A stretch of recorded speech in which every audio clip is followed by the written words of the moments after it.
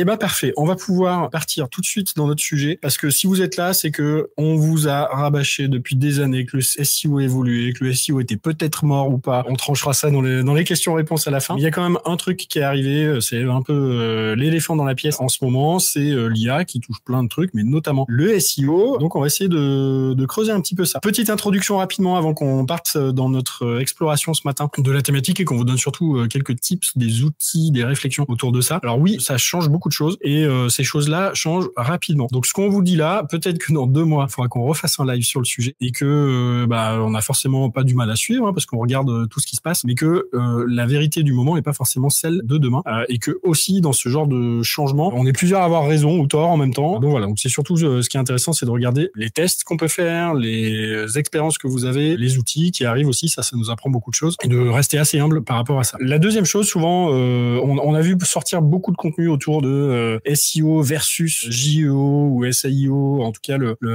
voulant dire que le SEO c'est terminé, il faut faire autre chose. En vrai, aujourd'hui, le fond de comment fonctionnent les IA, notamment ChatGPT, Gemini, Claude, Perplexity, ce genre de choses, ils se basent quand même beaucoup sur ce que Google a déjà indexé, puis une fois qu'ils ont trouvé de l'info dans Google, ils arrivent sur vos sites ou sur des sites et ils prennent l'information qui est disponible. Ils vont aussi taper d'autres bases de connaissances, Il y a du Reddit, il y a d'autres bases de connaissances, il y a des bouquins, il y a des PDF évidemment, mais quand même, grosso modo, une grosse partie du corpus d'informations, c'est des choses qui sont aujourd'hui dans Google et dans vos sites, donc ça pose quand même un petit peu le sujet pour dire aujourd'hui, oui, il y a un nouveau truc qui est arrivé, il y a des nouvelles pratiques à mettre en place, il y a des nouvelles choses à apprendre, mais ça veut pas dire que tout est révolu sur ce qu'on faisait jusqu'à présent. Autre chose aussi, c'est parce qu'on mesure pas tout à fait encore, ni très précisément la volumétrie dans laquelle tout ça se passe et la vitesse à laquelle ça va. On se rend compte au quotidien qu'on utilise à titre perso, à titre professionnel de plus en plus ces outils, parfois pas très bien, ça c'est un autre débat, mais en tout cas c'est sûr qu'il y a une génération d'outils qui change vraiment la façon dont on va rechercher. Pour tous ceux dans la salle qui ont plus de 40 ans, on a appris à utiliser 2-3 mots-clés et à naviguer. Plus jeune, on a commencé à utiliser du vocal et des requêtes plus longues. Aujourd'hui, on va former une nouvelle façon de chercher de l'information, d'obtenir des réponses. Et puis aussi, on va essayer de prendre un petit peu des pincettes, on va essayer de faire un petit pas de côté, parce qu'aujourd'hui, il y a beaucoup de gens qui ont intérêt à vous vendre des choses en disant, il faut arrêter tout ce que vous faisiez avant, il faut jeter votre site à la poubelle, maintenant c'est plus là que ça se passe. Forcément, c'est toujours intéressant aussi quand vous voyez des personnes qui parlent du sujet, et nous compris, je vous invite à garder votre esprit critique, de pas croire tout ce qu'on lit, parce qu'il y en a qui vont vous vendre des outils qui sont les vendeurs de pelles et de pioches et qui ont tout intérêt à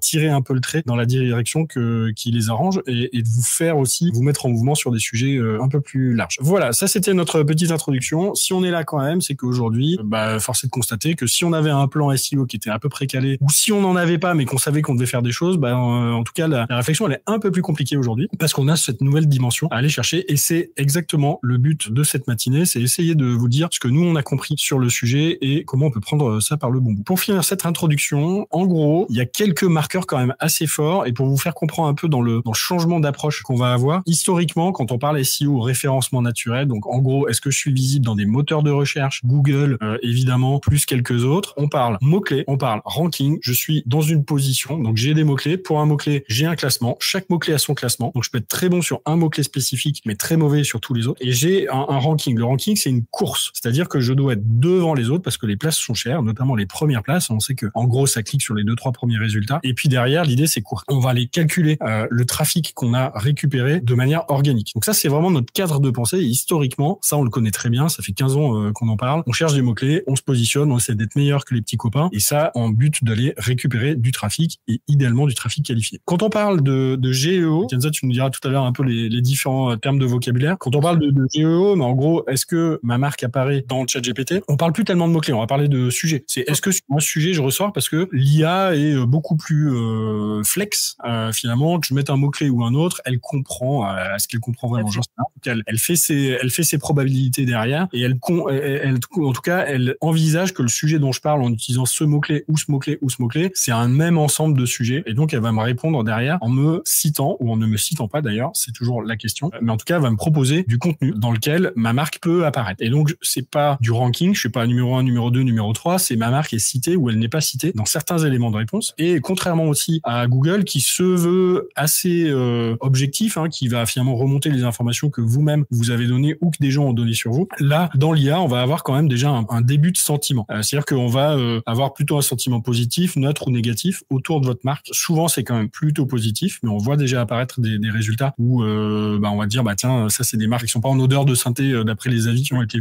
Et donc, ça, c'est un peu notre nouveau prisme de vue de se dire, il faut que finalement, je me reprogramme pour pouvoir faire les choses que j'ai envie de faire en termes de positionnement marketing. Aujourd'hui, on va se poser 3 questions avec Kenza, et moi, j'aurais presque fini de parler. Après, moi, je surveillerai vos questions, vos commentaires, et puis ça sera beaucoup Kenza qui nous emmener là-dessus. En gros, aujourd'hui, les 3 questions qu'il faut se poser si vous êtes une marque, que vous dépendiez de trafic naturel ou que vous souhaitiez développer le trafic naturel, c'est-à-dire plutôt organique, il faut intégrer le sujet des LLM, de ChatGPT & Co. dedans. Et en gros, ça joue sur 3 choses. C'est est-ce qu'aujourd'hui, les LLM me voient? Est-ce qu'ils me citent? Est-ce que j'apparais là-dessus? Donc ça, c'est déjà comprendre la situation. En 2, c'est est-ce que moi, j'ai des choses à faire pour mieux apparaître dans ces moteurs IA, dans ces moteurs de réponse, on appelle ça comme ça, par rapport aux moteurs de recherche. Là, je vais chercher des réponses. Et puis, le troisième point, c'est au-delà du fait d'apparaître, est-ce que je peux aussi utiliser l'IA pour accélérer la production de certains contenus ou ma réflexion sur la partie SEO. Donc ça, c'est ce qu'on va voir avec notamment dans la première partie, Kenza va vous faire un tour assez complet d'outils qu'on a testés. On fera sans doute des tests aussi. Donc s'il y en a dans la salle qui souhaitent qu'on joue avec leur site, qu'on balance leur site dans un outil, on vous montrera. Vous pourrez évidemment aller le faire par vous-même. N'hésitez pas à nous dire dans les commentaires l'URL de votre site, un peu ce que votre boîte fait. Comme ça nous fera quelques éléments. On verra si on joue avec ça. Sinon, on le fera sur un cas plus fictif. Sur comment apparaître dans les moteurs d'IA, on verra un petit peu ce qui reste, ce qu'il faut continuer absolument à faire parce que ça marchera sur le SEO et ça aura un impact sur les moteurs IA et probablement aussi quelques petites choses. Et puis ensuite, on verra des exemples un peu concrets de comment est-ce que vous pouvez utiliser dans une logique de positionnement à la fois SEO et